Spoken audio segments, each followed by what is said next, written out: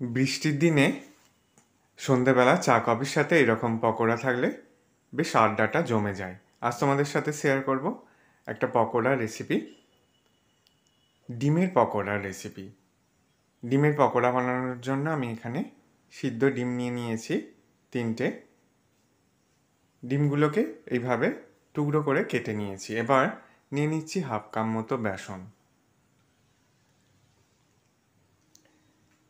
স্বাদ মতো দিয়ে দিলাম লবণ, 1 চামচ চালের গুঁড়ি, 1 চিমটে হলুদ গুঁড়ো,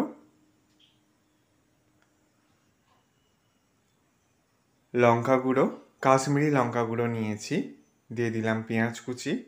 আর ঝালটা এখানে তোমাদের পছন্দ অনুযায়ী দিয়ে দেবে। আমি একটা কাঁচা লঙ্কাকেই কুচিয়ে দিয়ে দিয়েছি। এবার অল্প অল্প জল দিয়ে একটা মিশ্রণ রেডি করে নিতে হবে। ডিমের টুকরোগুলোকেও দিয়ে দিলাম। তারপর দেখো মিশ্রণটা রেডি হয়ে গেছে। তেল গরম করে নিয়ে গোল গোল করে পকোড়া শেপ দিয়ে নিয়ে ভেজে নিচ্ছি। এইভাবে একবার ডিমের পকোড়া বানিয়ে দেখতে পারো, ভীষণই ভালো লাগবে।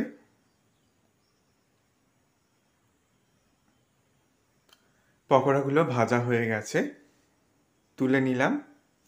এইভাবে প্রত্যেকটা পকোড়াকে আমি ভেজে নিচ্ছি। আমি এই পকোড়ার মধ্যে রসুন কুচি দিতে ভুলে গিয়েছিলাম, তোমরা অবশ্যই রসুন কুচিও দেওয়ার চেষ্টা করবে। তৈরি হয়ে গেছে ডিমের পকোড়া রেসিপি। আশা করি রেসিপিটা তোমাদেরও ভালো লাগবে। ভালো লাগলে বন্ধুদের মধ্যে অনেক শেয়ার করো, লাইক কমেন্ট করতে ভুলো না।